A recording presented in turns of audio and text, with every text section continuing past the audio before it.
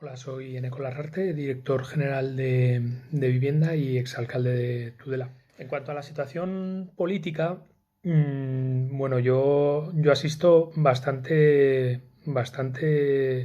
expectante y bastante preocupado por la deriva que están tomando algunos asuntos y sobre todo las manifestaciones públicas de los representantes políticos. Poco a poco creo que se va sentando un concepto trampiano, podríamos llamarle, de la posverdad, en el cual los hechos no son probablemente lo más importante, sino que los discursos, los discursos elaborados, los discursos preconcebidos, son los que marcan quizá la deriva de los diferentes grupos o partidos políticos, ¿no? Eh, Creo que se ha instalado en demasía la importancia de la inmediatez, la importancia de la imagen, la importancia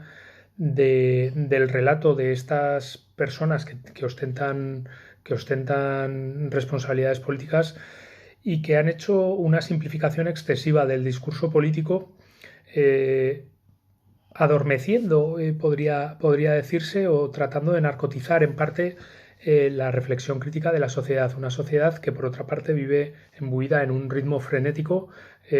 ante el cual es difícil, ¿no? El pararse a pensar y el pararse a debatir determinadas directrices. A mí, a partir de la responsabilidad que ostentaba en el ayuntamiento y desde una mirada ajena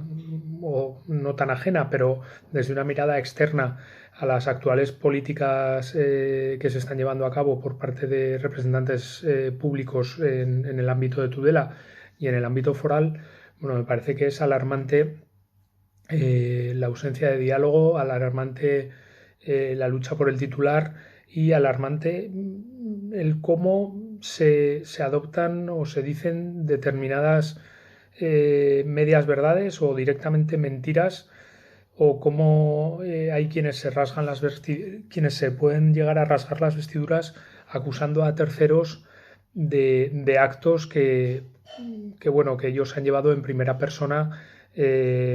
probablemente para alcanzar o tratar de alcanzar el poder en las diferentes instituciones, ¿no? Yo creo que es rasgo que contra el que deberíamos pelear y que de hecho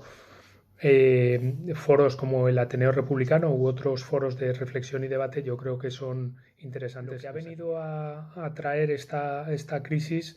es fundamentalmente una profundización en aquellos rasgos que nuestras sociedades no habían conseguido superar o en aquellos derechos que todavía no habíamos sido capaces de conquistar y de dejarlos como derechos ya consolidados, ¿no? Esto ha hecho que, si bien anterior a la crisis, a esta crisis del COVID, ya existía un mercado laboral terriblemente machacado, un mercado laboral en el que los nuevos contratos eran contratos precarios, contratos temporales, la temporalidad de los mismos es inaudita y esta crisis ha acrecentado, si cabe, en mayor medida esto. También la crisis ha acentuado o ha puesto de relieve la debilidad de nuestro sistema productivo, el desequilibrio que existe actualmente entre los diferentes sectores en donde probablemente la industria adolece de un peso específico mayor como tienen otros países europeos que han o que están solventando o que están soportando de mejor manera esta crisis, pero al igual que ha traído mayores diferencias sociales, mayores problemas socioeconómicos, creo que también ha acelerado o ha puesto de relieve algunas políticas en las que algunos creemos desde hace bastantes años, ¿no? Y hoy en día asistimos a una salida de la crisis que creo que acentúa otra manera de ver las cosas. Una manera que apuesta por lo público, por una expansión del sector público y en el caso concreto de España yo creo que tenemos que estar en buena medida satisfechos de la manera en que el actual gobierno progresista ha dado respuesta a la crisis, ¿no?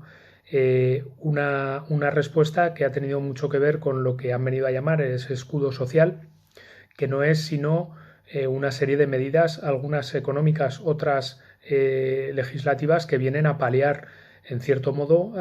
aquellas consecuencias de la crisis que atacan a las personas que tienen pues, una situación de mayor debilidad. Eso ha tenido que ver con la regulación, por ejemplo, de los ERTES, que ha sido bien acogida por el conjunto de la Unión Europea. También toda la regulación que ha tenido que ver con los alquileres, puesto que hoy en día el ámbito de la vivienda yo creo que ha tomado una relevancia como no la había tenido en los últimos años, y se han establecido una serie de medidas para frenar los desahucios, ayudas para que los grandes tenedores tengan que o bien condonar deuda o aplazar parte de la misma a los inquilinos, y en definitiva una serie de medidas bueno, como decía, han paliado las. Nos parece que la rehabilitación y la regeneración urbana son aspectos o elementos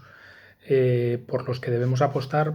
por un tema fundamentalmente de sostenibilidad, tanto económica como territorial. En la medida en que seamos capaces de volver a darle vida a las viviendas que hay en los centros de nuestros pueblos y ciudades, no tendremos necesidad de hacer nuevas expansiones urbanas con los costes ambientales y costes de desarrollo de las mismas que conllevan. En este sentido, bueno, pues se está viendo una apuesta fuerte por el tema de la rehabilitación. Un ejemplo concreto es la apuesta de Gobierno de Navarra por la intervención en el horno de Coscolín, que como sabéis es un proyecto que lleva en ciernes pues, más de 20 años y que va a ser en este próximo ejercicio 2021 cuando empecemos a ver las obras, con una inversión aproximadamente de 8 millones de euros por parte de Nasubinsa, empresa pública del Gobierno de Navarra, y con una aportación del Ayuntamiento de Tudela de 370.000 euros aproximadamente, un 5%.